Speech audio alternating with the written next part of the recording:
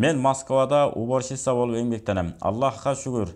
Айлык акым да, жумушум да жакшы. Бирок колум перчатка менен средстволорго аллергия болуп жатат. Дарыланып жатам. Бирок колум мурдагы калыбына келүүсү кыйын болуп жатат. Ушуга байланыштуу мен официант болуп орустардын кафе, ресторан же клубка кирип иштейин деп жатам. İştesem bola береби, тапкан акчам адалбы? Эми илгеркидей татаал заман эмес. Интернет жана башка бүт өнүккөн учур. Азыр ысык сууну да, муздак сууну дагы сездирбей кое турган, колуңузга таасир бердирбей, сонун абалда кармап бере турган перчаткалар чыккан азыр. Россия эмес, Кыргызстанга келип калды азыр. Муздак суу менен деле кадимкидей жүйүп берет, суунун муздактыгы колуна өткөрбөйт. Ошондо перчаткаларды алып алыңыз.